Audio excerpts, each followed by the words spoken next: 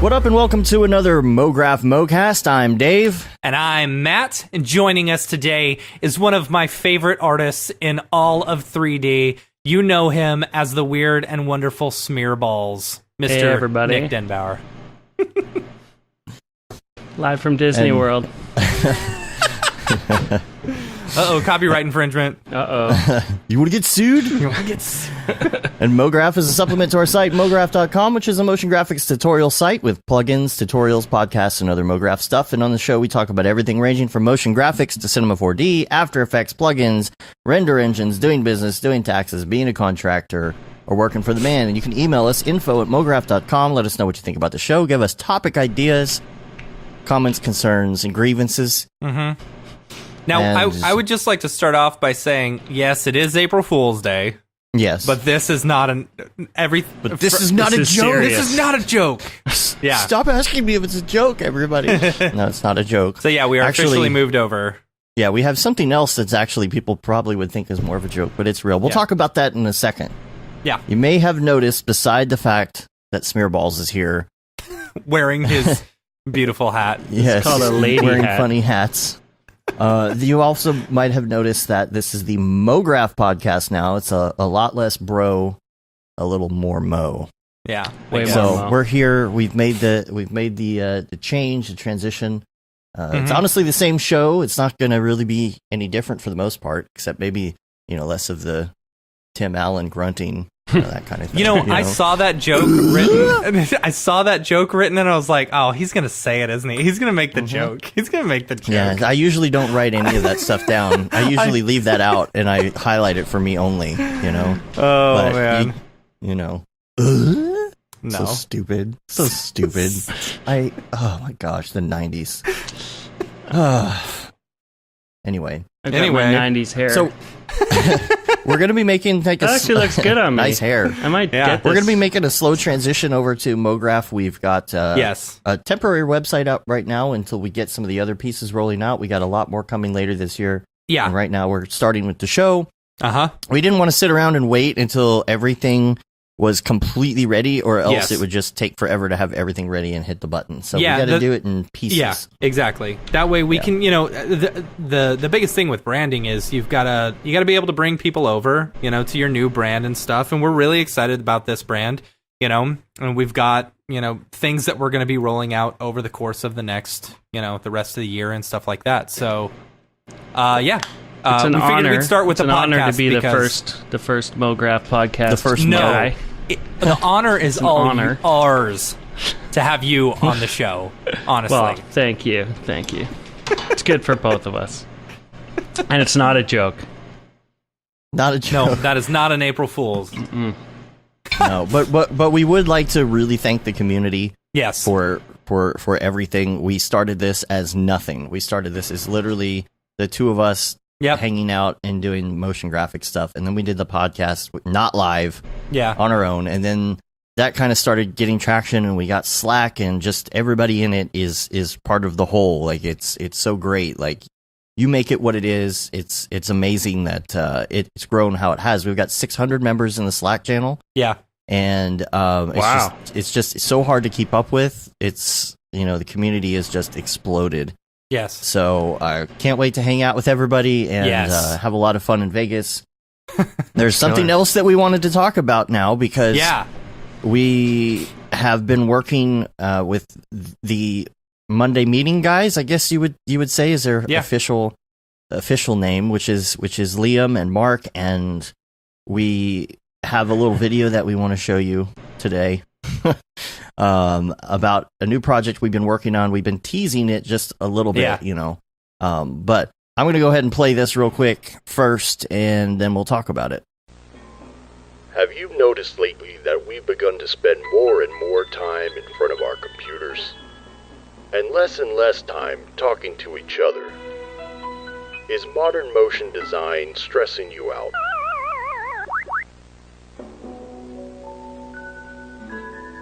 This fall, treat yourself to Camp Mograph on the lake shore in beautiful Vermont. Spend time getting back to artistic basics with some good old-fashioned conversation and bonding. Join discussions with camp counselors about creative direction, theory, and business around the campfire. For more information, go to campmograph.com or write your info on a 3x5 card and mail it to Camp Mograph. Vermont has a cabin waiting just for you and your Mograph friends. Camp Mograph, for memories that will last a lifetime.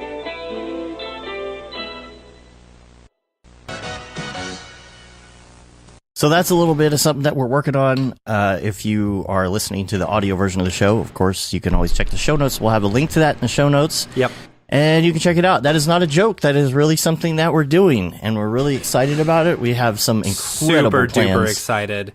We got to take a tour of it the other day, and every time we talk to the people over there or whatever, like, we get super excited because this is going to be amazing. So what can we talk about right now? Okay, I don't even know anymore. So next week, if you listen to next week's show, the live one from NAB. The live one from NAB, normally what we do is we've got a bunch of people on, and I'm assuming we're probably going to do the same thing, but we'll start with the four of us, me, Dave, Mark, and Liam, and we're going to lay it all out. So make sure you're listening for next week's show, and we'll kind of spill all the details. So, but what we're going to kind of tease this week is some of the activities and workshops that you can expect to see while there. Excuse me. Let's see. Let me go to the Camp Mograph What's website. my official stance on this? No, I just need to know. I want to make sure I don't mess anything up, so I need to go to the secret site. Well, while you're doing that, I also want to say, as far as you can keep looking for that. Yeah, no, I'm ready. Oh, as far as the Mograph.com YouTube channel, make sure you sign up for that. We are simulcasting on the old channels as well, but we won't be doing that forever, so that's a big deal. Plus, we really want to start building our audience on this new channel as well. That's always a hard thing to do, to start over. You know, so one of the things that, of course, we want to do is hit 100 subscribers now that the channel's live, so that we can get a custom URL and start doing all the things that you can do when you have an actual audience. So please help us get an actual audience on the Mograph YouTube channel, and that's where you're going to see all the notifications and all that other kind of stuff when we go live and all of that. I'm not sure how long we're going to be doing the other streams on the other channels. We'll keep it up for a while until we feel like we've got everybody moved over, but I want to make sure that everybody's aware before. I know sometimes people might miss a week or whatever. So okay, back to your spiel. Okay. Back to the spiel. Okay, spiel, so Schmoozy Matt. The camp is going to be amazing. It's from October 3rd to October 6th in what is it? North. I always get this messed up. I always say North. I always want to say North Hope, but it's North Hero, Vermont. I thought it was Lake. It's on Lake Champlain, on the shores of Lake. On the shores, off the shores of Lake Champlain. On the shores. So and Mark's in the chat too. He could probably answer some questions. That's close to Canada. That's right close to Canada. It is. I know. That's why you should be there. Yeah. So that's closer than I thought. It is an hour and a half away from Montreal. Yeah. And it's about 45 minutes from the Burlington, Vermont airport. And cool. I think they said it was about 3 hours away from Boston. So, nice. If you guys or girls are planning to come to the camp, there's a lot of really cool stuff you can expect to participate in and do. So we're offering a bunch of, we've got a bunch of workshops that we want to do. Now these aren't officially set in stone yet, but they're pretty close. We're still working on, some of the teachers and stuff like that. But we want to do a very non-traditional kind of meetup. Retreat. It's a retreat. It's a retreat. Yeah. So, we're thinking... Put down your computer a little bit. Put down your computer, yes. It's actually a sex cult. It's going to get weird. It's going to get really weird. Forgot to tell you.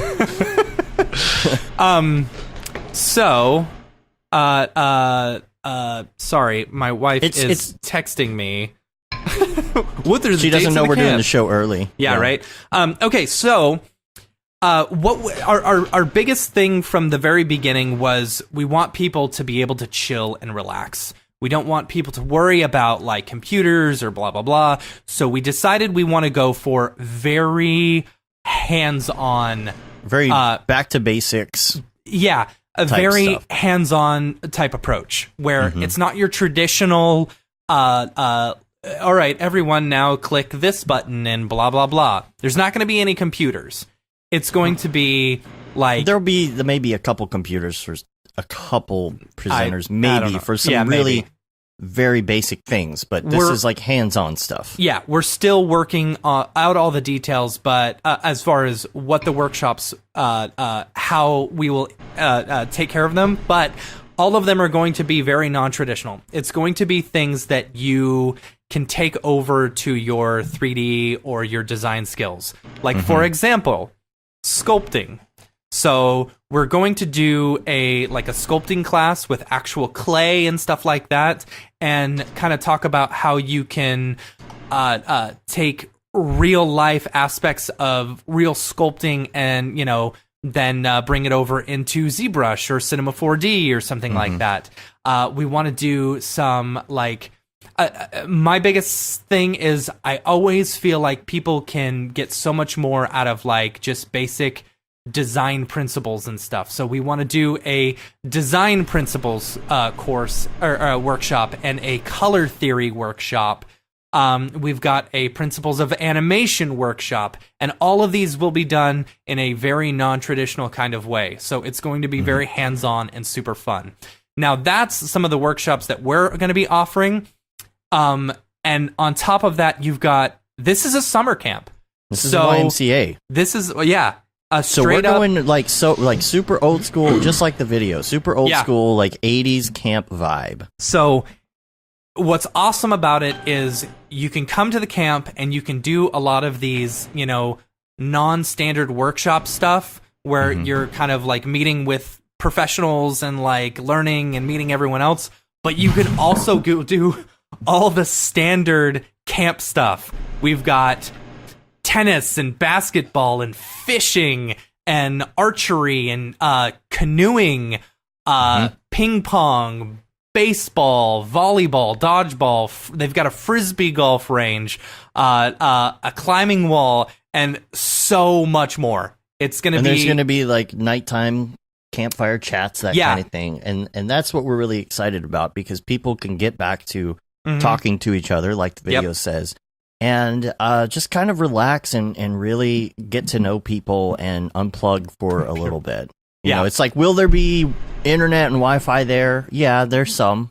Yeah. But that's not really what it's about. It's not to go sit in front of your computer the whole time. This is camping, and this is roughing it. This is this is in a cabin with a wooden bunk bed type situation. This ain't the Ritz. This is you're gonna rough it.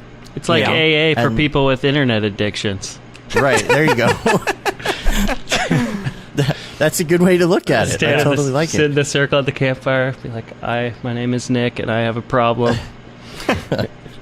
I spend 15 hours a day rendering. I'm addicted to Octane. That's funny. But so we'll have more details next week, unless you have anything else. But we're going to be doing a show on late Monday night from NAB. Yeah, after the Media Motion Ball. So we're going to do a podcast after that. This is going to be mega super fun. Now, here's the thing. We've got a limited amount of space. You know, it's not like some big convention that we can just have everyone show up to. But there is a limited amount of space, and we've had a lot of people sign up to subscribe already to hear about when tickets are going to be launched and stuff like that. So I would highly recommend you going online, campmograph.com, and subscribing to hear when everything is going to be announced. So, and that could be, actually, I think we say it on the site, don't we? Yeah, I'm pretty sure we do. Let me just double check before I start. Yeah. Registration opens April 20th. So 420. And like Tesla Rock says in the chat, so basically all people do is get high and have good times. I mean, I don't know. Is it legal there? I have no idea. It is not. But it is not. It is decriminalized, though. It's decriminalized. But there will be beer. So we will be fine. Gotta be careful about how much we're going into it. Yeah, there will be beer. I think we can say we'll have beer. That there will be beer there. People are going to want to know, are we going to be able to drink with our friends? Yeah, so, I mean... Yes, you will be able to drink with your friends. Okay, so, I mean, I guess this is kind of activities, whatever. We're going to wait a week. So, I mean, we're planning on having a few, like, social get-togethers every night and stuff like that. So, it's going to be fun, you know? Yeah. There's also I know people want to know more, and we have, like, so much, and I just, we'll wait. Bugs Bunny, man. Is that Bugs Bunny not copyright infringement? Shit! Should I delete that? No, Sorry, it's guys. fine. I'm sure it's fine. I'm got a generic. YouTube's gonna ding us. Got a generic elephant. There we go. Yeah, all right, there you go. It's better. Covering up your microphone. Yeah. Who needs drugs when you have elephants and pink Bugs elephants? Bunny? Right. Oh man! All right, so that's fun. Let's talk about some motion graphics stuff. We're gonna start out. Oh, by the way, stop telling me my render is fire when I post things like the Camp Mograph video, because it's obvious that you're a freaking bot. Okay. Yeah. Anyway, I love that you're telling bots that. Hey, bots, stop doing that. No, I don't think it's just bots. I think people have real accounts that they want to use, but they want to get like some sort of like clout, so they put these. There must be some piece of software that people are using to do these automatic. That renders fire, yo! Are you serious? You get that a lot? Like it's just the exact same comment? It's like a picture of an advertisement for this week's show, and it's just data. It's just like text on a screen. That render is fire. You mean the Photoshop I did that said new podcast on 420? I don't know. Like what? That's stupid. Anyway, let's talk about some Ravcock. What's your flavor? What's your flavor? Okay, for those who are just moving over to the Mograph podcast, let's do like a little background. Ravcock is basically our version of Render Wars. If you listen to some other podcasts where they did Render Wars, it's basically, what is it? Redshift, Arnold, V-Ray, Corona, Octane. What were the other ones? Cycles. And Cycles. Yeah. So we really don't like talk about all those render engines that much anymore. This is basically just the section where we talk about different render engine news and stuff like that. But it's just such a cool acronym, you just can't change it. Yeah. Ravcock, what's your flavor? That's the problem. What's your flavor? Which flavor of render engine are you using? So let's start with Octane. We're going to go through the engines today. Because Smearballs, Mr. Balls, I know that I love my Octane. you've got different ones you work with, but Octane's your main one, right? Yeah, it's almost exclusive. I'm using Arnold right now because I have to for a job, but it's super pissing me off. I miss Octane, so... Buckets. We can talk about Octane. Yeah, I know, it's crazy. The buckets. But yeah, Octane. Which version? Are you on 2018 already, or are you still on 4? I just installed 2018 yesterday, but I haven't been using it because I've been stuck in Arnold World. I installed it the other day, and Cryptomat, have you messed with Cryptomat at all? No, what is it? It's, okay, so basically, you just enable it, and it doesn't take any additional time to render, So, and it will export out every single material or every single object as its own individual color, cool. So that you can go through and you can actually select individual things so that you've got your matte immediately. That's it. You've had that ID mats before, the same kind of color render, right? Or is it just faster version of that? It's basically, so when you would render out like IDs and like render layers or whatever, it would always send an extra 128 samples to render those out. This is basically free. It renders that out before it even starts rendering your image. Wow, that's amazing. And it doesn't take any additional time. It's very cool. It's super duper cool. Now, if you're using something like motion blur or depth of field, it doesn't keep that information. Oh, okay. So that's where you would be more likely to use the layer IDs and stuff like that. Yeah, that's cool. I'm excited to try that Vectron stuff, man. I've been drooling over Octane Jesus's renders there the last few months, and I want to get on that stuff. I haven't seen too many people mixing that stuff with objects. It's mostly just free abstract. I'm excited to kind of have stuff floating through there and, do some stupid shit with it. I think it's going to be fun. And there's going to be a naked body in there somewhere. It's probably going to be some nudity, can't avoid it. But the Spectron, like that light volumetrics looks pretty amazing too. I haven't seen too much in-depth videos about that, but it looks now is solid. that in 2018 or was that delayed to 2019? Oh, was it? I don't know. Remember. I'm not sure. I'm still in 4. That's the problem. The Spectron, the new light stuff. I'm not sure. I'm not 100% sure. Yeah. See, I'm waiting until I get back from NAB to move over because we've just been working on too many things. Yeah. And they solved that. Sorry to interrupt. Those. No, you're fine. The displacement, where it meets up. Is that solved now? I thought I saw that. I think that might be in 2019. I don't know. I haven't done displacement yet in 2018. You're talking about where it's supposed to get rid of tearing and stuff. Tearing and where two objects meet up, things don't line up sometimes, or the tiling. That's and good. That's one of my biggest gripes with displacement. I mean, it's great that displacement is free. It doesn't take much additional time, but it's if it doesn't look good, you can't use it. Yeah. Yeah, my biggest problem is that when you have displacement maps on a moving mesh, motion blur doesn't work on Octane. That's what pisses me off. I'm always using the pixel motion blur in After Effects these days, but... Ooh, don't use pixel motion blur. Are you RSMB? Yeah, you need some RSMB. Is it that much better, yeah? It is 1,000,000 times faster. Oh, really? Pixel motion blur, sucks. It's so slow. Yeah, totally.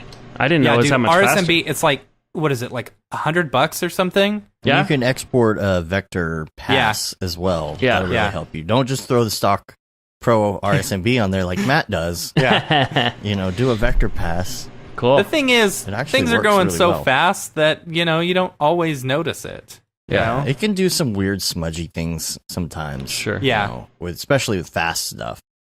Yeah. Let's see. I'm trying to see how much it is.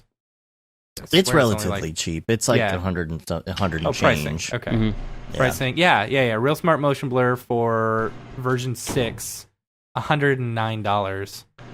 Cool. The Pro version's $170. Yeah, dude, you should just buy it. Yeah. You'll be impressed how much time you're saving. Right?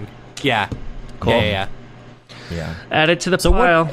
What other render? So you've got that in 2019. Oh, 2019 is going to have some other vector stuff too, like some more intricate vector stuff. Like the sample he had for 2019, he had an ear that was forged out of it does the 3D, 3D vector. Oh yeah, vector. I was wondering about that. Does that mean it can actually do a displacement and then cut into it? Like it's not just popping out 2D; it's actually 3D. Wow. Yeah. But that's I think the way that I don't know how you build those vector or those displacement maps though. They're weight maps similar, or something with weird similar colors. to. I'm hoping I'm saying this correct. If you've done any sculpting in Cinema 4D and then exported out the displacement mesh or whatever, you can export it out as either a vector displacement or just a flat, XYZ or whatever. Yeah. And so I think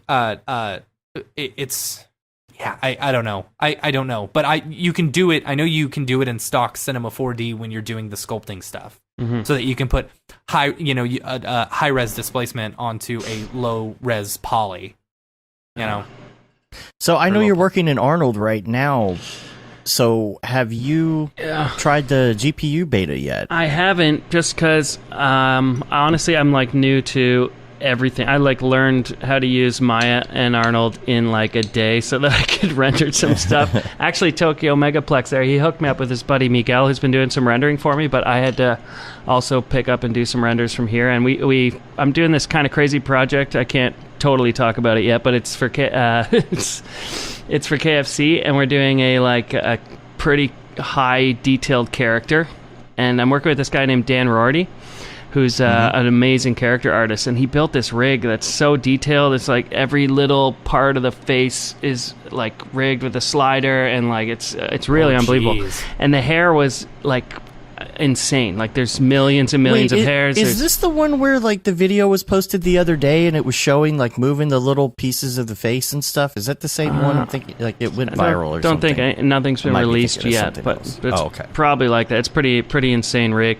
But the I couldn't find a way to make the pipeline work to get that hair into Cinema 4D. Like we tried using actual physical geometry, and I could open it, but it was like impossible to work with. But the biggest problem was just getting the hair color to translate. There's no way to bake that to a UV. It was just impossible. So I'm like, all right, I kind of you're like, all right, so I'm going to learn Maya in a day. I'm going to have to learn Maya in a day. But I'm sure the interface was just super easy to learn. Oh god, it honestly intuitive. Making cracking open Maya and just doing a few tutorials, I was able just to figure out how to just open shit, pose stuff, light it, and render it in a few hours. It wasn't too bad, but it just made me appreciate the simplicity of the Cinema 4D UI, man. Like it's so. For sure. Oh, these sub menus and just needing to know to click one stupid thing in Maya. Like I remember that about Max when I first learned Max. I would have to like relearn the program a million times, and Cinema just like sticks, you know. So Max isn't quite as bad as Maya, but you know. But there's so much under the hood. Like Maya's pretty impressive, and Arnold too. Like it's pretty awesome. It's just the slowness of the renders is killing me. I'm like, really? Well, you probably don't have a lot of CPU power because you do so much GPU stuff too. Yeah. I've got an i9 12 core. It's not bad, but it's like you know, it's not like. That's not bad when you're doing GPU, but when you're doing Arnold on just that, then that's going to be. Yeah, totally. We've been sending some stuff to Pixel Plow, and that's been helping out. So. Oh yeah, but Pixel Plow, by the way, they just did an update. They updated their Redshift. So Redshift is now at 2. I need to see. Oh, there it is. 2.6.38. And then they also they finally have X particles in their R20 instances of Pixel Plow. So cool. You can now use what? Sage says, bite your tongue, Dave. I'm talking about Max because he's like, Max is garbage. Sorry, Max users. Well, I learned on Max. That's why I know Max. Sure. I learned, a lot on. I didn't learn 3D on it, but. I enjoyed Maya when I used it, but it's it's the same thing. To me, it was the same thing as like opening up Houdini for the first time, where it's like, oh man, there's a lot of shelves and stuff that. I don't know what I'm doing. So even just like this, like this project I'm working with is like super complicated with just tons of textures and everything like that, and just linking everything and being able to share a project to someone else. It's like not as smooth as I'm used to. Yeah. But once it works, it's great. But that's good that you were able to figure out how to mess with it and render it and everything in just a couple hours. That's awesome. Yeah, because that's a tough more thing like to half a day, but yeah. Jumping into anything that you're unfamiliar with to try and like knock something out is super difficult, big time. But it's I kind of lucked out. I'm sure I could have run into a snag for 4 hours that would have screwed me over. I just probably got lucky hitting the right tutorials and figuring it out. But I was kind of like wanting to try the GPU thing, and I'm like, it's like I had to use Maya 2017 because that's what it was built in, and it wasn't working in 2019. I'm like, I'm not going to throw another monkey wrench at this by trying some beta software. So, but I would like to try it. I love the look of Arnold renders. I'm getting great results out of it. I do too. But I really like the way it looks. So what other projects are you working on right now that are... Anything you can talk about? That you can talk about? Well, we just wrapped this thing. I wasn't fully 100% on it. My pal Fez, I passed this job off to, but we did another KFC thing the other day for Ultra Music Festival. It was like a super last minute... I loved it. It's so funny. It got a little bit of backlash online. But I think it's hilarious because like I'm going through my feed, and I don't know if they're just like catering to me because I liked some of the KFC videos you guys have done, but literally this was like an ad or something I saw on Reddit or something like that. That where it's like Colonel Sanders showed up at this festival, and I ended up watching the entire thing, So awesome. I knew it had to have been you. Yeah, they came to me and were like, okay, we want to like reuse stuff that you made for the KFC Comfort Zone thing on this thing. And I was looking at it all, and I'm like, well, there's like chicken pot pies in every single shot of that, you know, and this has nothing to do with pies, right? So we had to build some new content, but we did reuse some stuff from the comfort zone. But they came to us, I don't know, it was like 8 days or something before the festival, and wanted this stuff done on like an 8K pixel map, like this massive render. And I was busy on this other project I was just talking about, the Maya thing.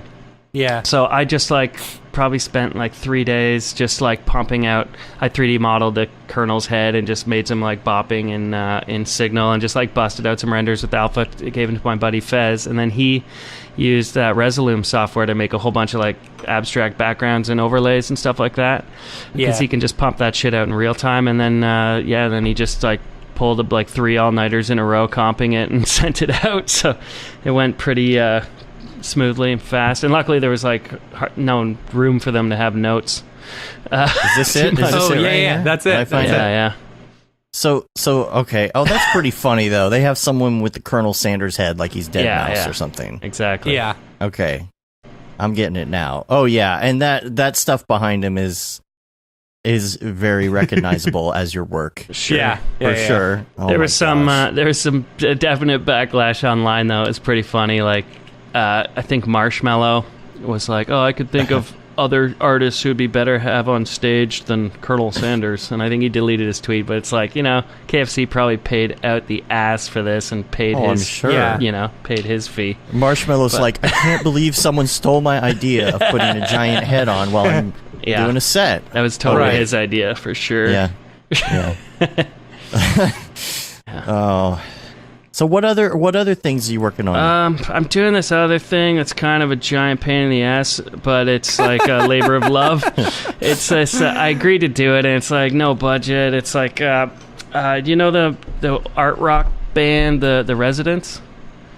They're like, I would say they're kind of like a precursor to Devo. They've been around since like '69 or something. I'm probably not cool enough to know who. Yeah. They're like the dudes with the tuxedos and an eyeball head with a top hat. I don't know, four guys. Anyway, they've got probably recognize. They got like 60 albums, and this guy Gary Yost. He actually is the guy who originally made 3ds with the Max. Giant eyeballs. Yeah.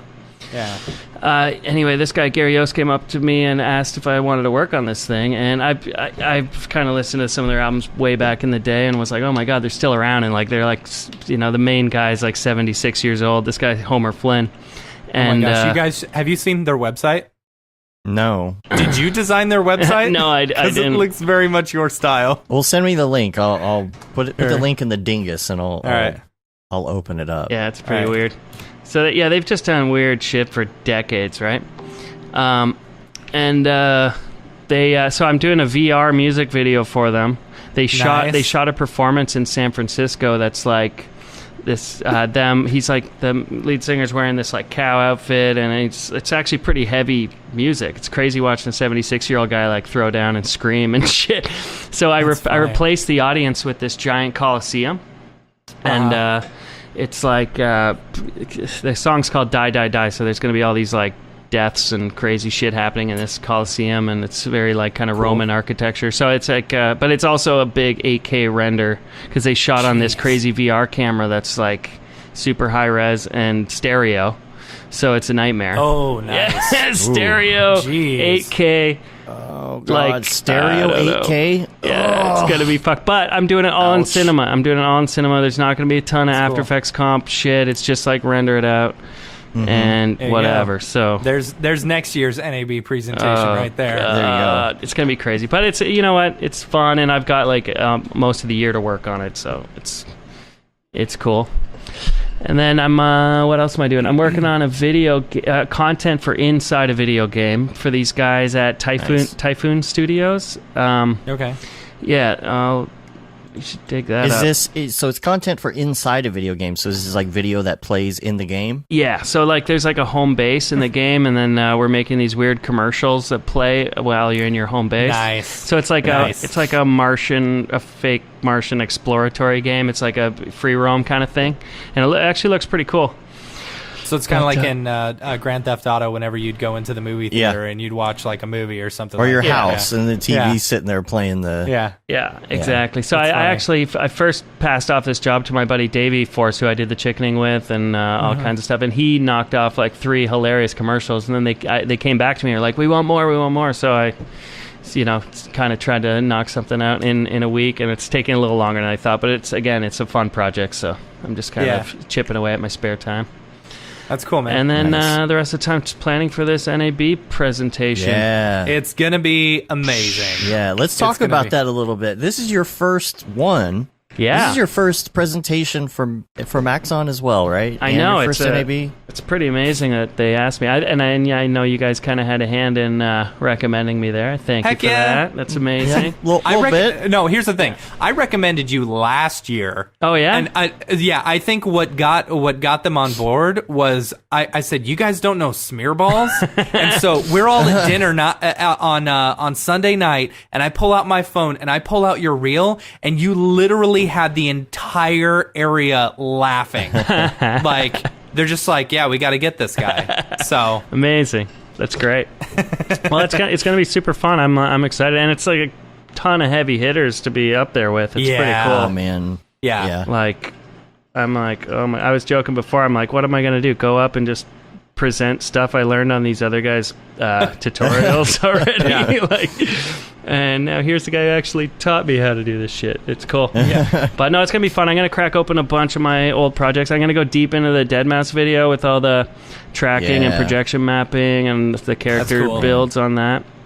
There's a lot going on in that video. Yeah, there's so much. I'm going to do a pretty thorough breakdown, or whatever I have time for. I'm going to crack open some Old Spice videos. There's a couple scenes in the chickening I'm going to open up. And what else? So that's some of the KFC stuff. That Deadmau5 one, like, you were working on that for a while, right? Yeah. I think it was about 3 months of work spread out. Like, it's kind of hard to say. Just that intro shot took me over 3 weeks or something like that. Just that driveway shot was like... Yeah, because I remember you showing us that. Yeah. We were in Canada. Yeah, well, we were up there. Yeah. And it was like... it was also dumb because I did that in 4K, and it totally didn't need to be done in 4K, but it's like, you know... Did you do the rest of it in 4K? I did it all, yeah. The whole thing was in 4K. Nice. Once you start, cool, like, why stop? Yeah, no, it's totally awesome that it happened. But I was like, at the time, it was like just a fun project, and then, it turned into a full-blown music video. So once you set the bar, you got to keep going with it, right? That 4K stuff, too, is just like... Man, it just ups the render time. Oh yeah, totally. And just working with Octane with projection mapped 4K video textures is a pretty big drag. Yeah, The video for Camp Mograph that I exported in standard definition in Premiere, it took 7 seconds to export that 1 minute video because it's so small. It's like, oh man, remember when we used to work with standard def and it took so long? We'd set something to render and it'd be an hour long and it would be standard def. It's crazy. But nowadays, like I've had a lot of opportunities through different pitch processes, going to different studios in LA and whatnot, where people have like massive libraries of old TV shows and stuff. Like I had a meeting with Norman Lear about doing an All in the Family remix, where we take that old footage that's on like beta cam, or I thought they shot it in film, but they actually shot that shit in beta. And then I start looking at it, and I'm like, to rotoscope this shit at 640 by 480 or whatever the hell it's at, it's like, it just looks like shit, and it's really hard to kind of make something really polished and cool, except for the close-ups. Like, you can take the close-ups and cut out a head, and it's decent, but as soon as you get a wide shot, it's like unusable to kind of make something... You gotta wait for that AI up-resing stuff to get real big. Right. That's gonna be cool, man. If AI up-resing can actually get that good, you could just take old VHS and even like your old home movies. You could take your old home movies and have high definition video of your childhood. Totally. It's like, that'd be sweet. It's gonna start like in showing where all kinds of criminal activity's been taking place between the pixels too. Yeah, right. All kinds of stuff going on. That's where I left my toy. Like, remember, that's that toy I lost. Enhance. You can actually enhance. Yeah, totally. That'll be real. Yeah, but I'm trying to think of any other projects. I'm sure there's other stuff on the back burner I'm not thinking of, but yeah, that's kind of the current stack. And all the stuff I've turned down because I don't have time to do it. Yeah. Funny. But dude, send them our way. Yeah, sure. I will on some stuff. But And that's like, send them our way. We're overloaded, about to leave out the door for NAB trying to finish projects, but send them our way. Yeah. Well, yeah, once we get back. Yeah, once we get back for sure. Yeah. Yeah. Yeah, we've been very fortunate to have a really good first quarter. So I'm hoping that the rest of the year is that way. It sounds like a lot of our friends too are having really good years so far. Here's the thing though, like that I've noticed, and this is how I can see that how companies can grow, you know, because we started training Pickle Nick, our little guy, which if you're coming to NAB, you'll get to meet Pickle Nick. Yeah. But he's you know, he started just I from the second I felt like Nick was like, you know, good to go, I was like, all right, I'm gonna take every piece of work that people offer me, you know, no matter what. And if I don't want to take it, I'm just sending it over to Nick. Let Nick handle it. My camera died here, guys. I need new batteries. Oh no! Oh, it's all right. He's pulling a Keanu Reeves speed right now. What's that? Where his camera's frozen. There we go. Oh boy. Oh, Is he switching the batteries? Oh, I don't know. Anyway, but it's like I can see how a company can grow because once we started like not turning away work and taking everything that came in, you know, it's like within reason. I mean, we're not taking within anything reason. Stupid, but yeah. And it's got to be within our same normal price and stuff like that. But you know, we're able to pass it off, and it's been nice. This quarter has been very good to us. Yeah. Yeah, me too. It's been good. I started the year like the first 2 months doing dailies and dicking around. Yeah. And then, and then shit just got crazy busy. Well, I got sick for 2 weeks, and then it got busy as nuts, so hard to keep that shit up. The dailies were great. Oh, they were looking good. Did you continue, or did you just eventually stop? Well, I eventually stopped. I like how you finished the first month, and you're like, oh, man, it's either keep going or stop now. I did 2 months. But it was like, I don't know, man. It's super fun, and it really didn't take that much time. But it's like, I got sick for 2 weeks, like deathly flu and the gout on top of that shit. So I'm like in the flu, and I can't fucking walk. And I'm like, okay, this daily ain't happening anymore for now. I finally was like, all right.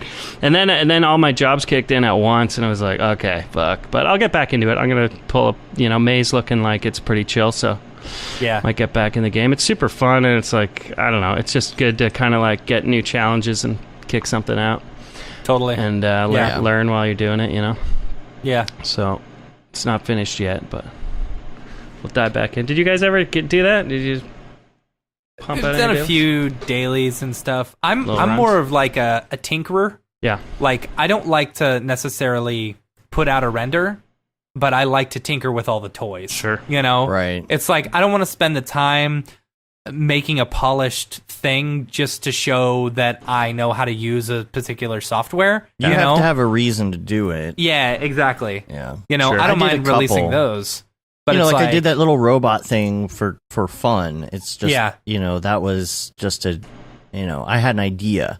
I actually had an idea. I wasn't just sitting there like with a blank slate. Like, if I wanted to do time, more, but man, we've been way too slammed for that. Yeah. So. If I've got time, I like to open up like a piece of software that I don't know that well and just kind of tinker around. Yeah, I've been doing that with ZBrush. I bought it like 2 months ago or something like that, and it was pretty frustrating at first, like more so than Maya, like just looking at it and being like, why is this so counterintuitive? I was like screaming at it the first couple days, like even just opening an OBJ, having to open it like a brush instead of just like, hey, load a fucking model that I can mess with here, you know? It's just so like odd the way they set it up. And even but eventually, like, you know, you pound away at it for a week and you get used to it. It's kind of that initial anger goes away.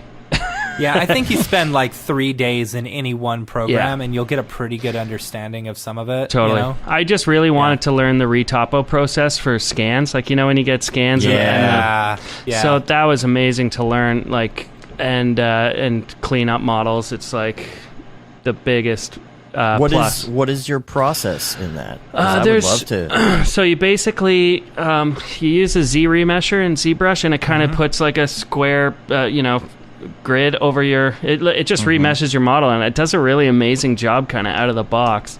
And then you kind of set new UVs, and then you use this like third-party software called XNormal, which is a free piece of software. And you basically point that software at your old original messy UV where the UVs are all over the place, and then you point it at your new one, and it just converts it, and it just like gives you this killer new unwrapped. It's a free app to bake texture maps. Yes, and like it's normal amazing. Maps and ambient occlusion. That's so cool. Yeah, so you use the Z remesher, take these ugly scans, clean them up in ZBrush, and then pump it out, and you get these beautiful, perfect, nice UVs. Yeah, it's amazing. Nice. So I wanted to learn that because I was paying people to do that for me on all these scans, and I'm just like, I just gotta figure out how they're fucking doing this. So that was worth it. I've done some of the retopo work in cinema, but that was always with me sculpting it myself. Like never having to actually retopo it through there. But this is a very specific problem. It's like those weird UVs that are all over the place, and how else you do it? You reproject the textures on yourself and start like doing a weird Photoshop cobble. I don't know. It's like super difficult. But it works amazing. Tokyo Megaplex was asking you about UV Master in ZBrush. Oh. I don't know it. The UV Master. Maybe. I don't even remember. What's UV Master? Have to check that out. Maybe it's all built in and you don't need XNormal, but I don't know. That's the tutorial I followed, and that's the way I did it, and it worked amazing.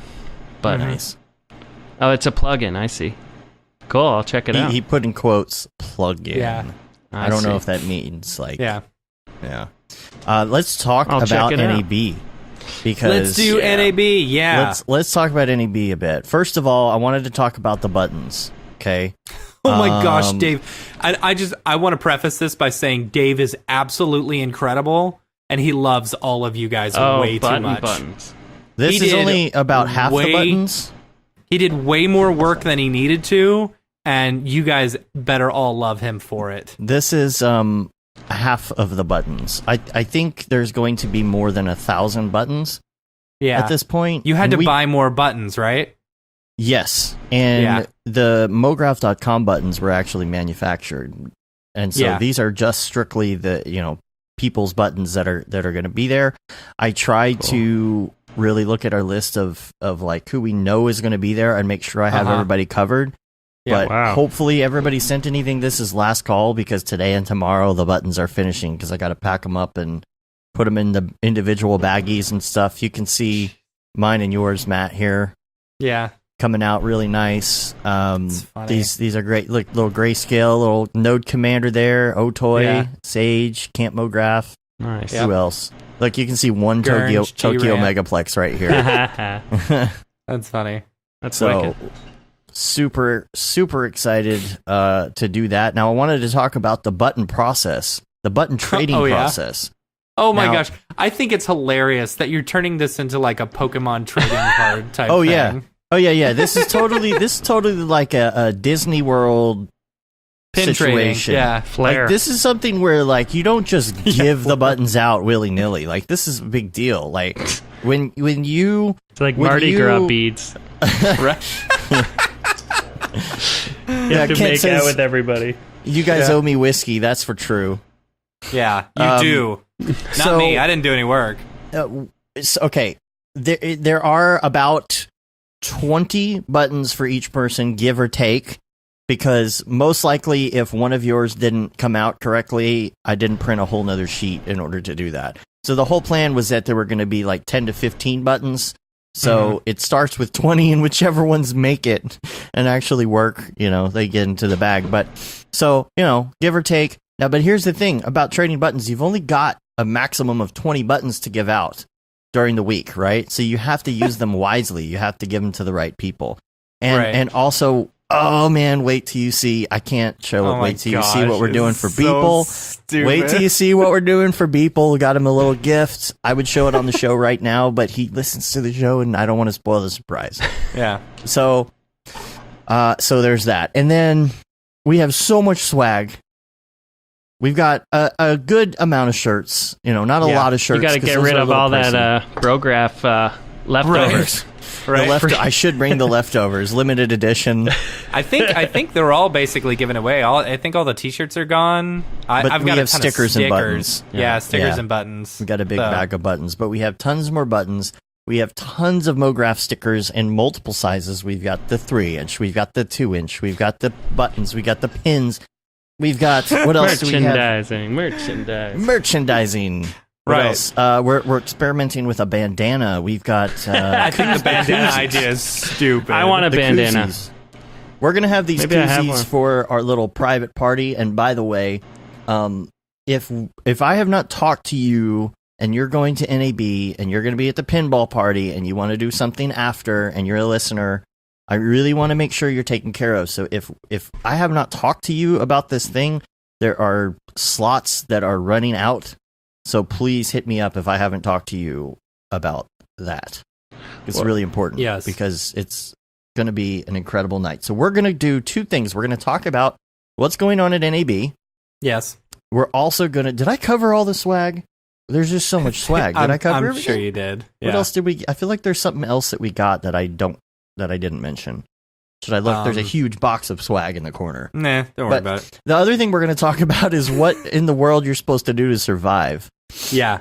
How to survive NAB. How to survive. I feel like every year we do the same show. But every year it's probably the same advice. But, you know, it's important. It's very important. It is important for the newbies. There's new listeners. They don't necessarily go back and listen to an old NAB episode. So what are the big highlights? What's the best parties at this thing usually? Oh man, well, it's a party every night.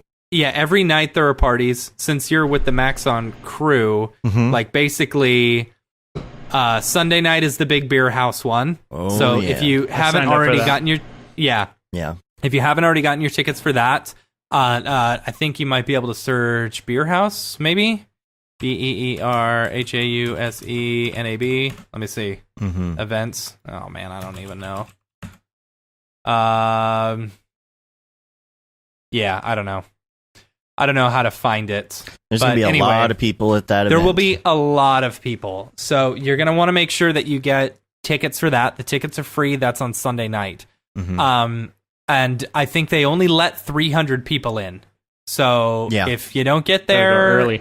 Yeah, you got to get there early. So then, let's see, that's Sunday night. Monday night is the Media Motion Ball. Yeah.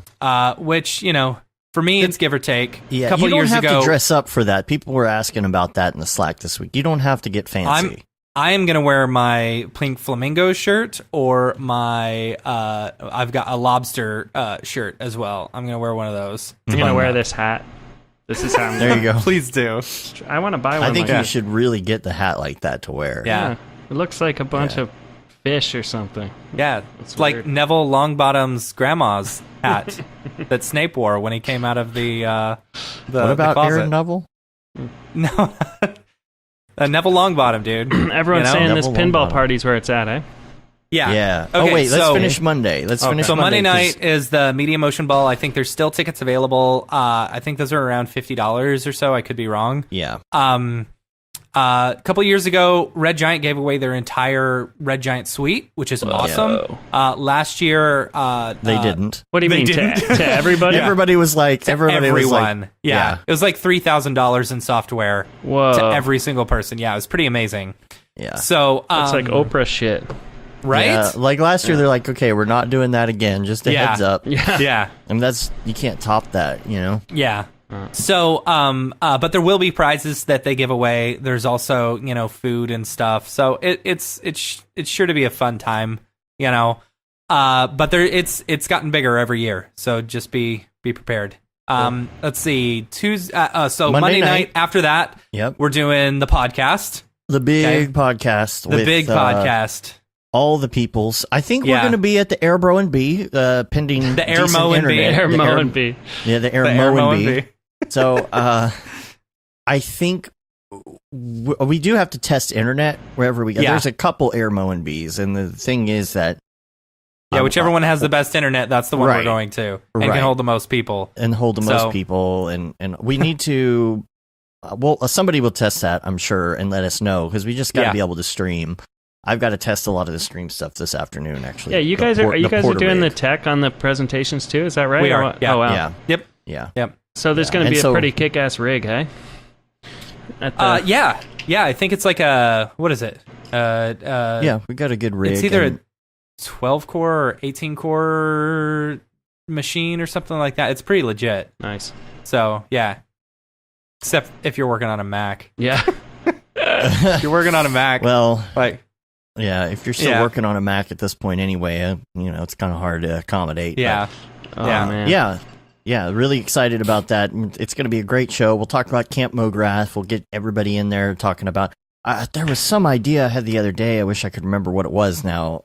That we would do a roundtable and talk about something. I'm going to have to remember. Tuesday, going on to Tuesday. Tuesday is the pinball party. Yes. So it's the Maxon Creepy Baby pinball. Baseball. Creepy Baby Baseball. We'll see if we get yelled at by the old man again for getting playing too pinball. loud. For playing pinball at a pinball place. It was air hockey. So it's at a big arcade. That's where it's happening. Yeah, it's super it's cool. Like a pinball arcade. Yeah, you've got classic pinball machines that no one plays, and then you've got actual good pinball machines, and then you've got like the classic arcade stuff, like the Simpsons 4-player and the nice. Teenage Mutant Ninja Turtles 4-player. Sweet. And I'm totally gonna whoop Kevin's butt at Simpsons bowling. Yeah. So it's going to be amazing. It's going to be super cool, but you got to make sure you get a wristband from someone at the Maxon booth sometime that week. So, and then Tuesday night, after that's all over, we got a whole bunch of limos, and we're going to drive people around, and then, This is why you have to talk to me if you're going to be there, and we haven't talked already, to see if there's any more slots available, because it has grown into something so large at this point that we now have 2 stretch mega Ford F650 limos and 2 stretch Hummers. It's ridiculous.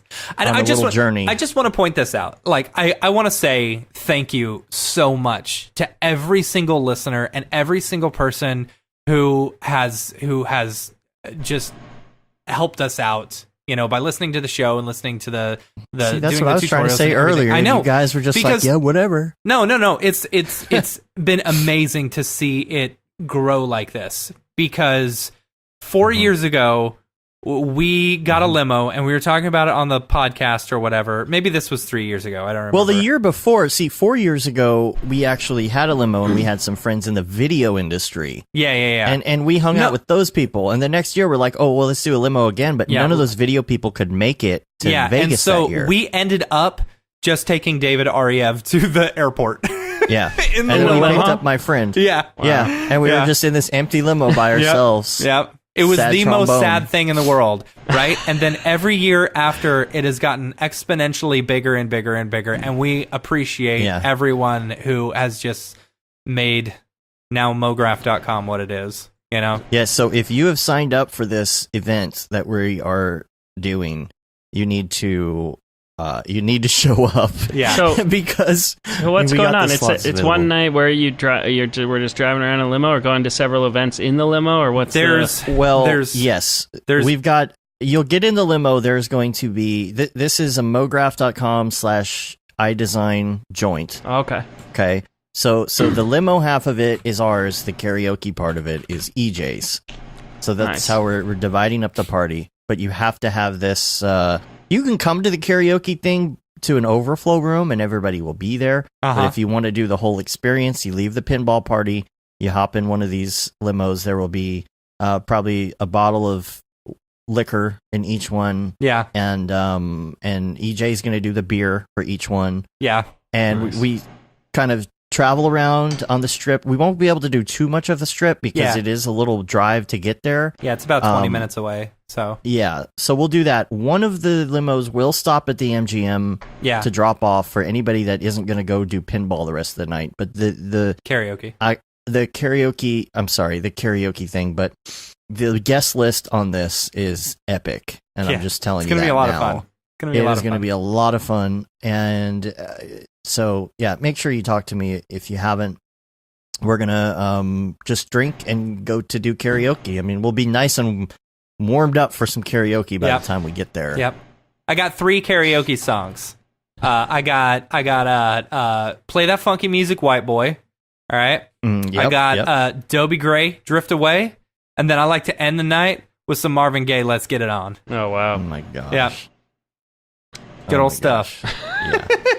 And then we've got let's see, I've got to look and see. EJ said he took care of all the room for the deal. It's like 4 rooms that we've got available for 60-something people, but there are overflow rooms.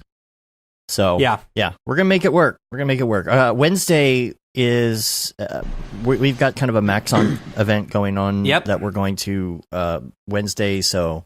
But normally sure after that, after that, I don't know if we're going to do it this year, but normally what we would do is that would be the night that we'd go out gambling, and we'd hit up Casino Royale night. Yeah, so we would hit up the Casino Royale the past few years, but Maxon's doing it a little bit differently. I don't think we're doing a show or anything this week or this time, so we're going to be doing whatever. It's also Mocart night on Wednesday night, right? Yes. Yeah. So and hit up who Mocart. Runs the Mocart thing? I don't know. Hit up Mocart and then come hang out with us at the Casino Royale. Mocart, Vegas. It's one of those things where you just got to kind of get up online and just see what's going on and text some people and just Mocart, everybody stick together. Vegas. I'm sure you'll find something to do. Yep.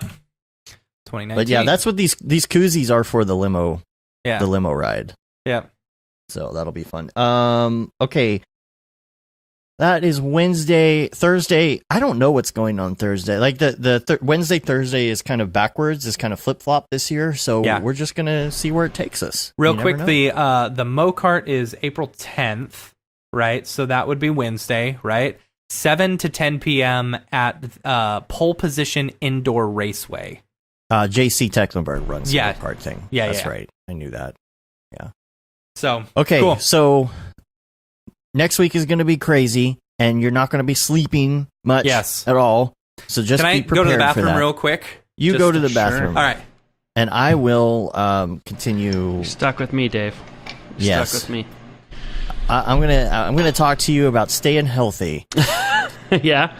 You have a problem with that? How prone to you are you to sinus infections? I'll start with that. Oh God, not really. I got a problem with the gout though. Oh, that's going to be my NAB issue. Maybe beer would probably be something you don't want to do a lot of. Then. Well, I think I'm all right. Yeah, I got it out of my system. I've been like vegetarian for 2 weeks. Yeah, there you go. It's good. Yeah. I'm preparing. Get some good dinners. Go out and get some. I don't know, some stir fry, and you can just stick with the veggies or something. I don't know. Yeah. I gotta take but it as easy. far as staying healthy, though, there's a number of things that you gotta remember. Number one is sleep, but that's a hard thing to do because you get up early, you go to the play. It's a little bit easier if you're presenting because you can kind of pace yourself or present and come back and take a nap and stuff. I don't really sleep much anyway. I'm usually a 6-hour guy. So you're used to that. Well, get used to like 3 or 4 hours. I'm just saying. Sure. I can handle that for a bit. Pace yourself with the alcohol because what happens is you start drinking at like 6 o'clock at night, when you go to dinner, but then by 3 o'clock in the morning, you're still out. And so it's 10 hours of drinking. So pace yourself with the drinking. Yeah. Sure. The other thing is that it's super dry there. So you have to make sure that you do a couple things. Number one, you bring chapstick, or you get some chapstick once you get there because it's going to be super dry. Mm-hmm. Drink lots of water. If you can get those portable misters that you can put a bottle of water into. Walk around with a sleep apnea mask on, blast in your face. Have you seen those things? You basically put like a little bottle of water on it, and it turns into like a what do you call it? Not a It's a they're dumb. Not a dehumidifier. I guess a humidifier. Yeah. Go ahead. So you do that in your room if you can. Somebody had a really terrible suggestion last year, which is as soon as you get to the room, you pour an entire bottle of water onto the floor in the corner. What? So that it keeps it moist in there. It's a terrible idea. It is a terrible idea. I've also heard turn on the shower really as hot as it'll go, and open up bathtub. and like just let the steam come into your room. Fill the bathtub with hot water. Now, okay, my number one. You said bring chapstick, but here's my number one thing. What? I say there's it's a Gold Bond friction defense. It's like a deodorant stick. It's it rolls absolutely incredible. All right, because you're going to be walking a lot and it's going to be real dry. So you're talking about chafe reduction. Basically, yes. Chafe reduction. Oh, you don't want the raw thighs. You're putting it everywhere. Each other. You're just slathering yourself in that stuff. Yes. Oh, Yeah. So just be aware. I mean, it's so there's only two places I go that absolutely just tear my body apart, and it's Disney World and Vegas. Yeah. So comfortable shoes. I'm going to buy comfortable some better shoes. Last Yes. year I did a terrible job of that. Yeah. Some people have made the suggestion to bring an extra pair of shoes with you if you want, and then switch them out halfway through the day. It's up to you. You know, if you can fit it in your bag or whatever. Wear Crocs, man. Hose them off after. Oh. You're fine. Man. Hey guys, and they look cool. You can put your buttons on them. You know, fill them with your bling.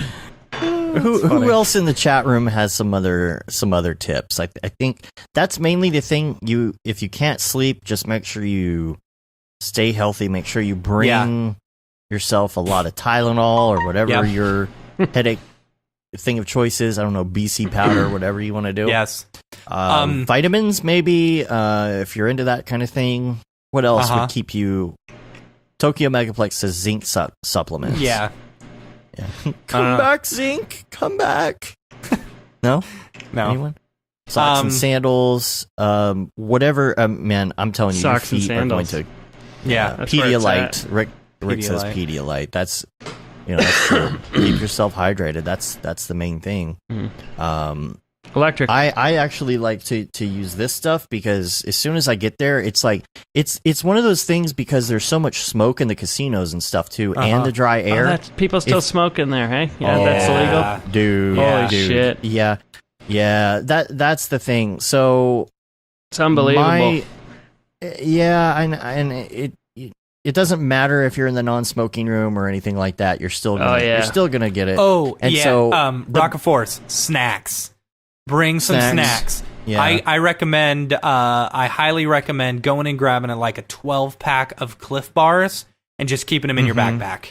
Oh, yeah. Okay. Here's another thing. Evan says emergency. Make sure you bring. I always bring a big pack of emergency. What's that? I don't even know what that is. It's just like vitamin C stuff. It's a powder of like super strong vitamin C. Yeah. You just mix it up in a bottle. Yeah. Another tip. Make sure you bring like a battery charger because your phone is going to die. You're hanging out for, a really long time. You're going to need to charge your phone. Now, the biggest thing though, number one thing you make sure to do whenever you start your day, put your phone into low battery mode. Right off the bat. It will last you all day if you do that. Yeah. So, yes, most important. Yeah, Mark says just need whiskey or tequila to keep you going and kill the viruses. It's true. Right. But with all the smoke and all of that stuff, it's one of those situations where you get stuffed up, but like there's nothing in there. It's just the dryness. You just it makes your face swell. And so like I actually recommend this, which, is super easy to get addicted to, but it's Afrin, but it's Afrin with the I wondered where you were going because I only saw the top of it. It's the Afrin with the menthol in it. Man, it's like doing a bump. Jeez. Not that I know what that is, but you get that menthol in your nose. But man, this stuff is a freaking miracle if you haven't used it before. I mean, just instant open. Make sure you bring this if you have sinus You guys problems. are talking about this conference like we're going on a spirit quest in the middle of the desert where there's no water or anything. Like, we're going to one of Beeple's renders. Yeah, exactly. It's like, whoa. Like You'll see. We're going to be wearing an adult diaper and like I guarantee by the end of it you'll say, "Wow, I was underestimating." Oh, really? It's that rough, eh? So like it's pretty good. Hard to come by sustenance. The thing is, you're going to be exhausted by the end of it. Plus, we're there for 9 days. Yeah. We're there for night. What day do you get in? I get in on the 5th at night on Friday, and then I think I leave on the 11th. So I'm a little shorter, 6 days, 7 days. Yeah, the thing but is, still, like, honestly, you just in have Vegas, to you just have to be okay with the fact that you're not going to sleep. You literally just have to be okay with it. And just, well, I mean, like, the speakers, you're not going to. The speakers, they're okay. If you're not looking to see anything, and you're not looking to get there During right the off day. the bat or whatever, then you're fine. You can sleep in till noon or whatever. I can't like sleep us, in. I don't do that. Yeah. I can okay, literally, that's the thing, if I I'm guess. up till like 4:30 in the morning drinking, I'm up at 6:30. It just doesn't happen. Drinking When again. we're doing renders and stuff at night, I'll literally take like a 20-minute nap right before like waiting for the renders just to get it out of the way, just because I know I have to have that 20 minutes. Yeah. It sounds dumb, but like... Oh, no, it works. Just a little nap. Shut eye. Yep. Do you have any questions for us after that? About the unknown? NAB? I don't know. I kind of wondering what the day-to-day is. Like, do you guys spend most of the day roaming around checking out the actual We don't. booths? Oh, no? We used to. But we're running booth things. Yeah. While we're there... But you guys are actually running stuff every day? Like, are you there hands-on? Oh, wow. So, basically, we're there to set sure up... that everybody's stuff is working. Yeah, we're there to set up, and then one of us just has to be there the whole time, which most of us, most of the time, we just are both there. We're going to be doing interviews and all that stuff, So, I mean, we're running around just constantly. Yeah. In fact, the last 2 years, I didn't go to any other booths. Yeah, really? At all. I went to the Adobe booth once or twice, but, like, they're just, I don't know, they're not as good as they were in previous years. Yeah, but as far as all the booths, you're going to love walking around and seeing all the cool stuff. Yeah. Like, it's absolutely awesome. We just haven't had much time. Yeah. Which is fine. Is there a lot of free swag? Getting a lot. Is it like Otoy shirts? I'm seeing your Otoy hoodie. I there. don't think Otoy's going to be there with no? a booth. But Jules will be there. Jules will be there. Yeah. Yeah. I don't know if there's a booth per se. Yeah. But I'm just in it for the swag, man. I want to get that free stuff. There you go. Bring an extra suitcase. Yeah. Yeah, we actually have an extra suitcase of swag that we're bringing this time. Yeah, you're offloading it. We're the maybe ones. Give me your suitcase when it's empty, and I'll fill it. There you go. Yeah, we'll take it out. You load it up. Yeah, and then you meet us at Camp Mograph, right, with our suitcase again. Yeah, that's cool. Nice. All right. Well, I think that covers it for the most part. Yeah. Just remember those buttons. You gotta. It's almost like, okay, here's the example. It's like giving away a rose on The Bachelor, right? but more romantic, way more. But more romantic. Yeah. Yes. This is an actual commitment into their here. eyes, give them a button. Will you accept this button? Wow, gross. They're like a bunch of poker chips on the table right now. Yeah. Yeah. Pretty funny. Yep. So, all right. This is going to be a short show. We got to get ready for NAB. Got a couple other things on the agenda here before we take off. I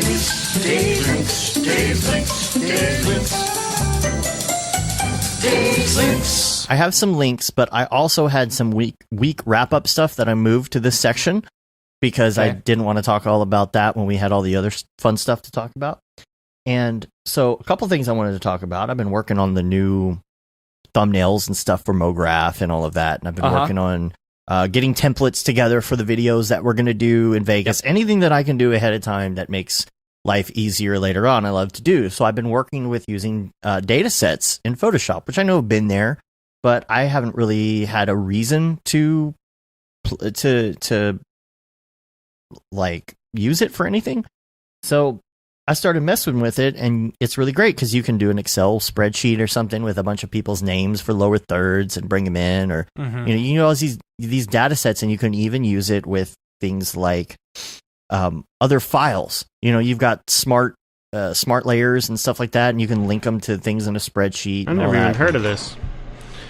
Yeah, so like for is that the essential motion graphics panel? Is that what that is you're talking about? No, well, this is, and there's, like Liam said, there's data sets in InDesign as well. This is something that's in Photoshop because, like, Photoshop, for example, I'm making templates for all of the people that would potentially be doing interviews with. Right. Oh, so yeah, you guys are around doing interviews. That's cool. Yeah. So, like, I've got all the speakers, all our friends, everybody, and I just put them in a huge list, right? Mm-hmm. And I went into Photoshop, and it's able to export a Photoshop file of everybody's name and all their info. So all you have to do is, you might not use all of these thumbnails, which is fine, but all of it's there, and all of it's set up to automatically go in there, go in and just change it. I don't know. Anyway, Photoshop, and then there's Premiere, because Premiere does it too. But the other thing that I'm doing in Premiere is I'm using their new graphic stuff. Why not? And it's been around too. And I'm not a big Premiere guy because I'm not doing a lot of editing, but I went in there and I realized there's all this stuff that they added. And one of those things is being able to have layers follow layers. When you're making like a lower third or something, you can say, make sure that like this bottom bar on this lower third always lines up perfectly with the right justified name, right? So let's say that you want to type in somebody else's name as a lower third. You type it in, it changes the size of the person, like everybody's name is going to be a slightly different size. Right. It changes it lines everything up with the right justification of that person's name. And you don't have to do anything anymore. You don't have to bring in the background and the little line and the transition and line it all up and get all the keyframes right for every single interview. It's just you go in there, you retype the name, and it's done. So all of that stuff. It's about making your life easier later on. You got to spend a little bit of time, But cool. Sounds like the Essential Motion Graphics panel in After Effects. Totally. I love Essential Motion Graphics panel. In After Effects, you can go through and you can set like individual things that you want to change later. It's almost like creating a plugin for Premiere. It's super nice to give to clients too. There's a lot of clients that like want you to do pre-made lower thirds and things like that. It's easy to set up a template. Yep. Man, my brain is fried. Like I am like. I can't even think. Like we have put out so much content and been working on so much stuff to put out that like I have been working nonstop for weeks. Yeah, and I'm so looking forward to doing this event and hanging out with everybody. I've had two of our clients. I've had two of our clients email me and say, "Hey, I know you're going to be out of town, but do you know anyone else who could work on this?" And I'm like, "Nope, sorry, everyone's going to be at NAB." Right, except Phil. Except Phil. That's who I'm sending all my work to. Yeah, he's listening now like, dang it. Yeah. So much FOMO. But I think he's going to be at Camp Mograph, right? So yeah. Everyone's going to be at Camp Mograph. Everybody. So, other links that I have here, I got the data-driven stuff. AlHeck, I just want to mention this. AlHeck has now decided, I think, to switch over to PC. Yeah, I as saw well. that. Joining the club. That's funny. PC people. PCP people? Of PC people? This is something I wanted to talk about. So last week, we were talking about your business buddy call coach. Business buddy call coach, your BBCC, as it were. Your business buddy call coach. I don't know. You're on the phone and you're talking to a client on speaker and I'm on Skype. Oh, right. And, okay. And I'm or vice versa. Yeah. And we're kind of talking each other through something, things like that, right? So your business buddy call coach, BBCC, your BBCC, AABBCC, always be called business buddy coach. Business buddy coach, call coaching. Right? Okay. Keep going. Okay. So we're doing that again the other day, and you're sitting there talking to a potential client. Yes. And I about lost it. I'm glad I was muted. Yeah. Because we were talking about working up some spec stuff on this, and spec in the form of making kind of a version of this thing that we're going to do first for the client's client to see before we move on, right? And so they're like, well, we could do this spec thing, right? And like see what it's going to look like first, right? And Dave's like, no, we don't do spec work. We don't do spec work. I can see like, him what like, are you talking about? Head. I'm like, no, what are you talking about? And so this is when I about lost it, because you stop all of a sudden and you go, yeah, we don't really like to do free work. That's what I said. Straight to the client. To the. Yeah. We really don't like to do free work. Yeah. The way you said it, and I was dying. I was like, oh my god, it's hard to say that so like nicely. Funny. It's like, well, yeah. I mean, I straight up told him that, and I was like, and then we don't mind doing the work as long as you're paying for it. Yeah. You know. He's like, well, you could use that spec to go do the actual thing. Yeah, like they just gave you the keys to the car there. Right. Yeah. Amazing. Like, yeah, the spec will like be able to allow us to move on with the project, but no, it's not going to be free. Yeah. We don't really do free. We don't really like to do free work. I didn't realize it was so funny when I said it. That was great. It's just absolutely, in the moment, especially when you're just sitting there and the guy's on the other line. I'm just like, yep. Anyway, here's another fun thing from this week is I got a 2080, another 2080. Yeah, I got a 2080 as well. Nice. We both bought 2080s. I gotta upgrade. What's the big performance jump there on Octane specifically when you swap from it? I wouldn't. I went from a 980 Ti to a 2080. Okay, that's much of a difference at all. Like, really? Honestly, it's negligible. Yeah, I think I went from a Octane Bench 400 to a 440.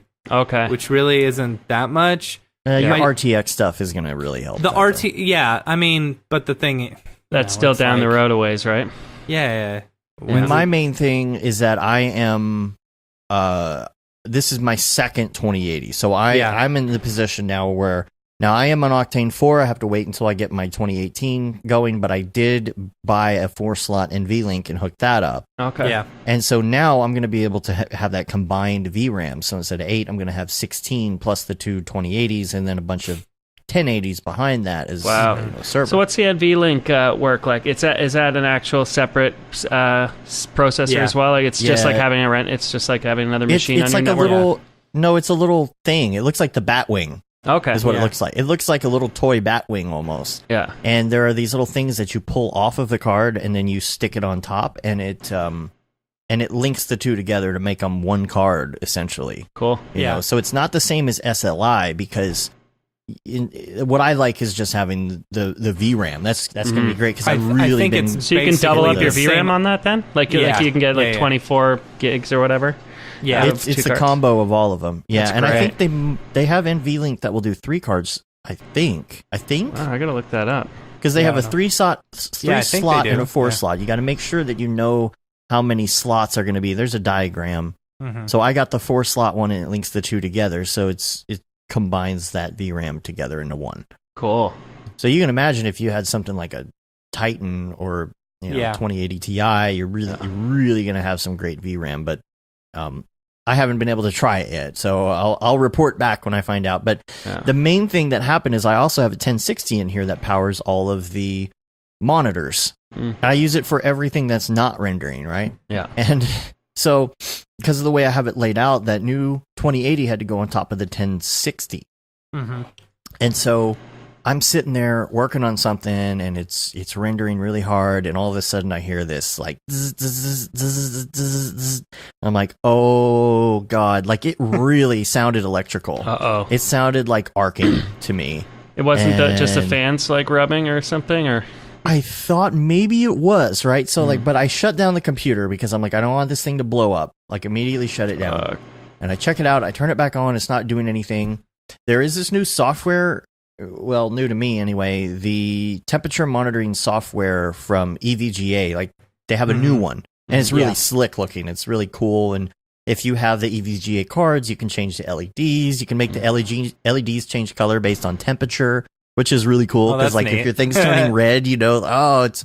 But so I spin the fans up on purpose with the software, and I don't hear that noise. I'm like, man, I hope this isn't like some sort of. I don't want to leave the renders because I'm like, man, if it starts smoking, I want to be here. Yeah, you know. So I go through and try the fans, all that stuff. Everything seems okay, and I do another render, and it starts doing it again. And I'm like, oh man! And so I shut it down. I pull the card out. I'm trying to see if it's the fan. Is it like excessively hot or anything, or is there any sign of? I did accidentally. It was very hot, but I did accidentally like leave the little circle things on the fan. But that's not really going to interfere with anything, like the little stickers in the middle of the fan. So I pulled those off, and I put it back in. It starts doing it again. And so I realized what was happening is the 1060 had a warranty sticker on it that you're not supposed to take off. Oh. And it's kind of one of those stickers that's super hard plastic or maybe even metal because, well, I guess it's not metal if it's stuck to the card, but it's plastic. And so it had actually sucked up the sticker just enough with the heat, that it had pulled the sticker up because it wore off the heat had worn off the stickiness of it. And then once it touched the fan started kind of ripping it to shreds. So it was just enough to where it was making that noise. But I didn't see it because I kept pulling out that one card saying, what's wrong with this thing? Shit. I finally figured it out. But yeah, it was even that little bit of sticker was stopping the fan from going, and it was making everything get super hot. But like I was so scared because, you hear electricity sounds coming from your computer. Yeah. You freak out. No, I had the same thing with mine. I've got 3 1080 Ti's in this thing, and it was like I was getting weird sounds, and it was just, they're so close together. The fan was just rubbing. I have all these like neoprene spacers I stuck in there. Yeah, and it's fixed it for now. What I like to do is the place where the SLI stuff would normally go. Yeah. I like taking that little rubber thing off and placing that in between my cards. That's what I did too. Yeah. And I actually kind of fudge it a little bit, and I thought maybe that's what I had done by accident, was like maybe set one of the fans off balance. But I always like to, if a card's on top of another one, I like to kind of angle it, push it up just a little bit before I put the screws in, just so there's like maximum amount of air between it. Yeah, I'm surprised there's not more motherboard options that just give them more space, because like I was shopping around like crazy when I got this, and it was pretty slim pickings at the time when I got my motherboard, but I was just like surprised at how, few options are and how tight they are together. It's kind of crazy. Yeah, because if you want to pack all that in there, you really got to go water cooled or something. Yeah, it's going to get like that. Yep, totally. But there is really not much left except for Beeple's People. Oh, let's do it. Beeple's People, where do you get the people? Beeple's People, what's up with that guy? And I'm really excited about this. I'm really excited about this. Yeah, well, I just feel like Smearballs and Beeple's People is a fantastic combination. Yeah, I can't wait to hear what you guys talk about at NAB. What, me and Mike? Yeah. I like Mike. He's funny. Man. Yeah. Smearballs and Beeple together. Can you imagine a mashup? You guys need to work on a mashup. Yeah, dude. Yeah, it would be cool. I can just see that being... He'll make the scene and you'll put all the people in there. I'll ruin his shit with some dumb stuff. He'll build something so cool and awesome, and I'll just put dumb weirdos in it. It'll be... Actually, they might look But you cool. know what? I think Mike would be fine with that. Oh, totally. Yeah. I kind of feel like... Yeah. Okay. So we are going to take out our Beeple viewer of choice. Not his website? What do we got to go to?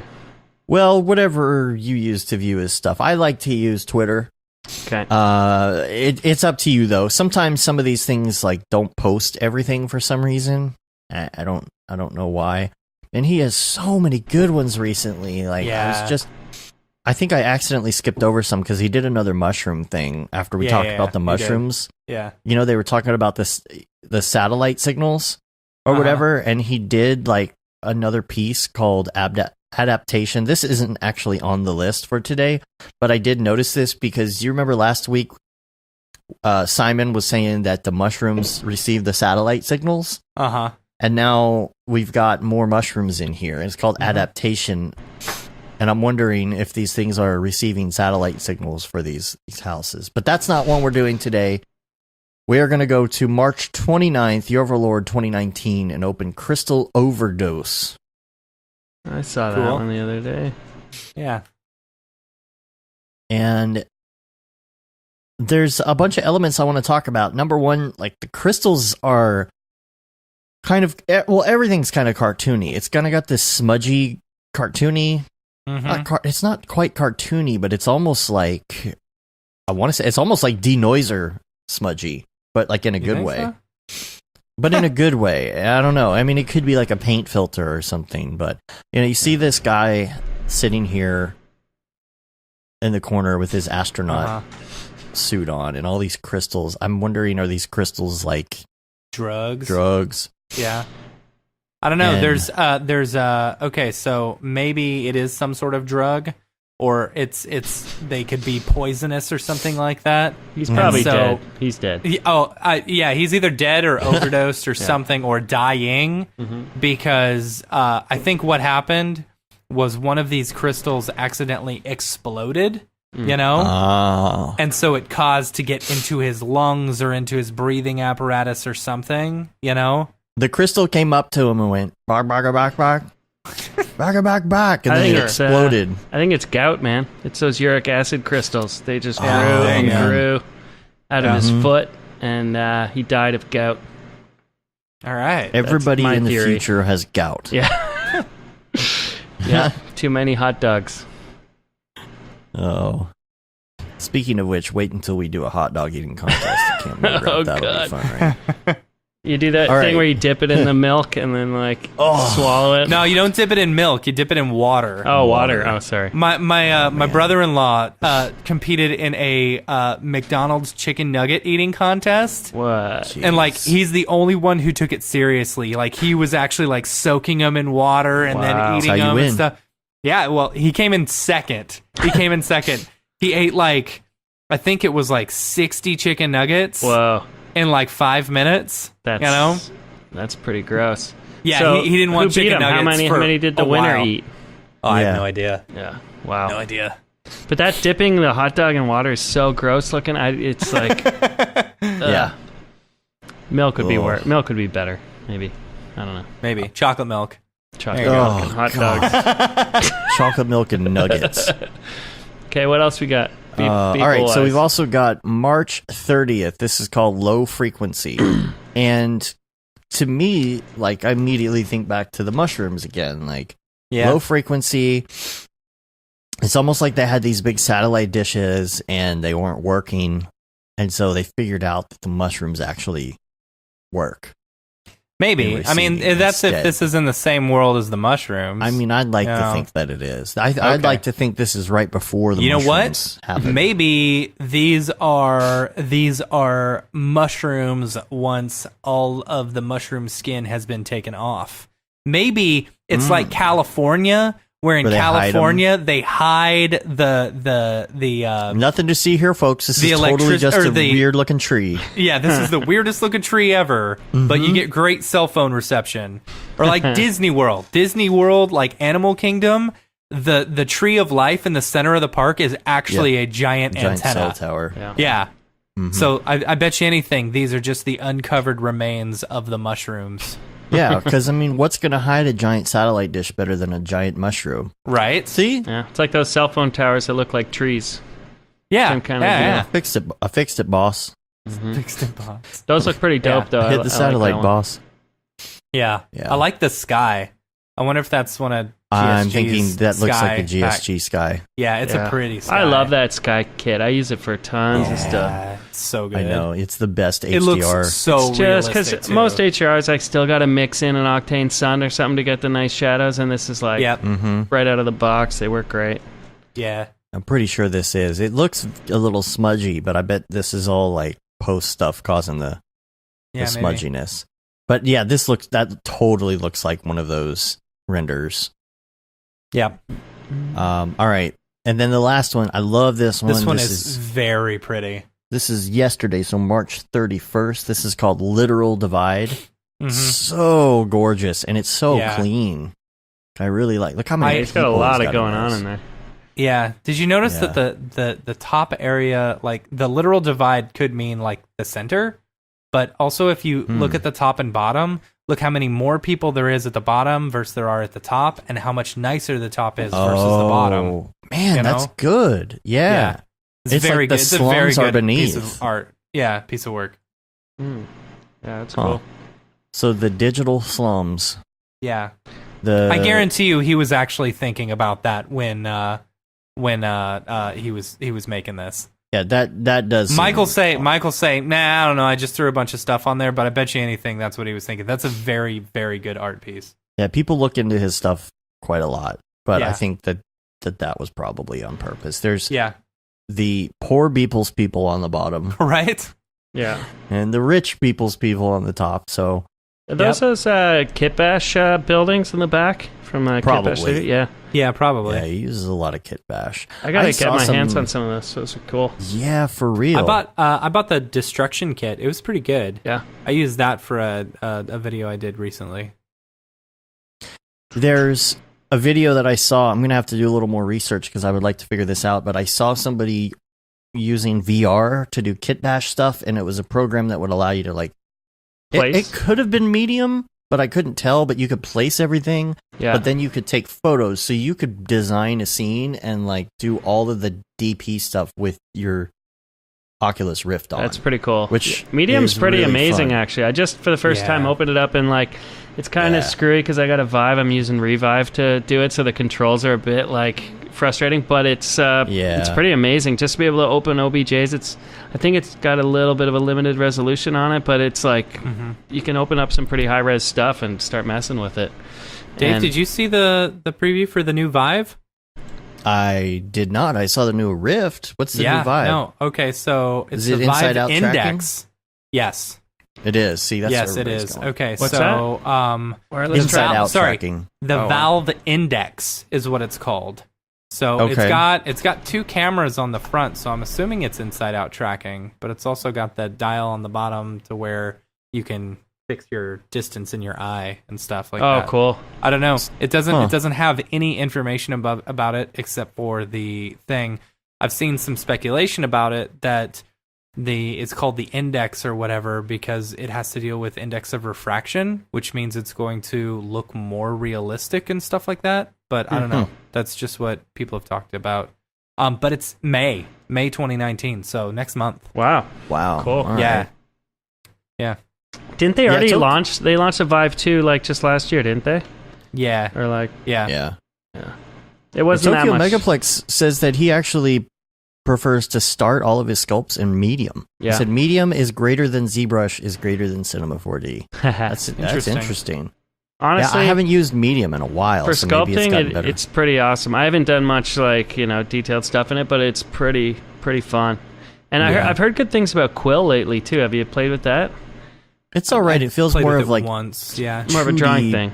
Yeah, more drawing, but in 3D. Yeah. I prefer medium. I've spent back in the day, many hours in medium. Yeah. I think that's interesting. I have a hard time. Oh, okay. Sorry. Let me clarify. Tokyo Megaplex. He's not saying greater as in like better. He was saying that's you the go workflow. from medium. You to start medium. ZBrush. Sure. To Yeah. C4D. Yeah, which makes sense, and I love that. I love the thought of being able to build these complex scenes and be in the scene while you're building it. Yeah. That's like so much fun. I can see it being huge for just placing objects. Like honestly, if you're just like putting trees everywhere, it's just so much faster than moving things around with your mouse in 3D software. It's just you could just like literally make it tiny and just place a whole bunch of little objects and scale it up again in 2 seconds. Yeah, it'd be super handy for that. Yeah. I don't know. That's it. I don't like being in VR for too long. Yeah. As a glasses wearer. You know, as someone who wears glasses, Dude, I really don't. For the first time, I downloaded it was kind of a hack of Doom. Like before Doom VR came out, somebody hacked the original like Doom 2 or something with like a VR mod, and I went into it, and I was like, oh, this is cool, and it kind of worked all right. And then the cinematic sequences would kick in and just pull your head out of that space and just take control. Like the camera would just move. And it made me so fucking sick. I was sick the whole next day. And then another half day after that, I felt weird in my stomach. Like it was strange what it did to me. And I'm like, okay, this is kind of powerful and fucked up. Like it can screw with you. Yeah, for sure. that latency and stuff will just kill you. Like once it hits the nausea, it's over. Yeah. Like there's no turning back. And you then, gotta take the helmet off and lay down. Yeah, but before that, I could be in there for hours and hours, and then that happened to me, and it was just like, oh, this is sickening. The very first Oculus Rift, like the DK1, Dave brought it up to work when we were working together. And we all spent time in it, and I was like, you know what? I'm going to do a roller coaster. Oh. And I was so sick. It's the worst. For the rest of the day. With the worst migraine and worst stomach ache. And it was awful. Yeah. It's Word. Crazy thing. Anyway. All right. Well, I think we're going to get out of here. We got a lot to wrap up before we take off. We are flying into Vegas on Thursday morning. Thursday morning, 6 a.m. Nice. Yeah. 0 hour, 6 a.m. 0 hour. Awesome. And I'm going to be high as a kite by then. Oh, yeah. By the way, Vegas is, what is it? It's legal. It's legal there. So just pace yourself. Take yourself. that and interpret that as you wish. Yes. Pace yourself. There you go. Pace yourself. Seriously, pace yourself. Stay healthy. Yeah. And we can't wait to see everybody next week. Yes. It's going to be a blast. It's going to be so much fun. Yeah, I'm stoked. We'll see everyone else on Sunday. On Sunday. Yeah. Less than a week, we'll see everyone. So Yep. That's awesome. I'm looking forward to meeting all kinds of people. I'm like, man. So many just internet, acquaintances will become real. It's cool. So if people want to find you online, where's the best place to go view your stuff, get a hold of you? Smearballs.com, my half-ass website. Or is that any with an of S or a Z? It's with an S, yes. With an S. Smearballs.com.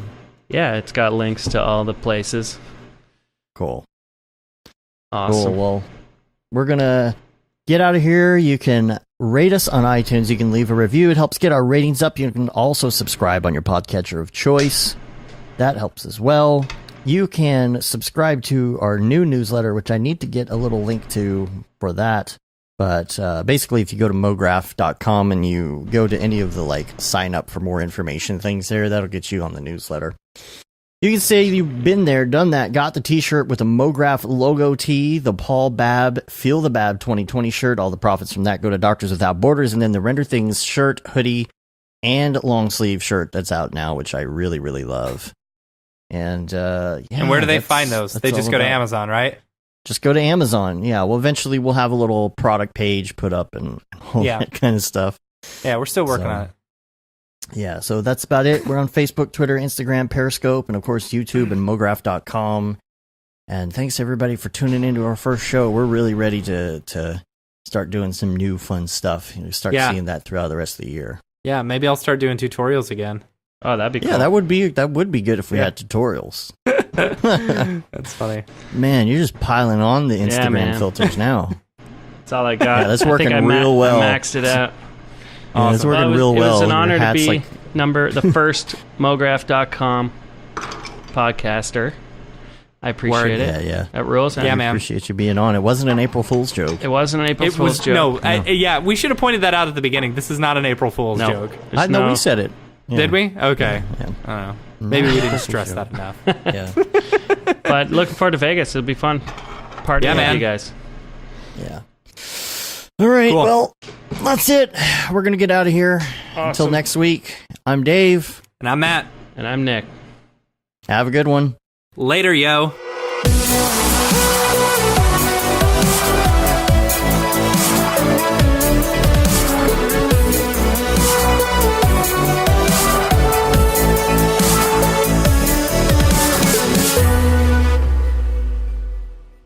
It's pretty good, I guess.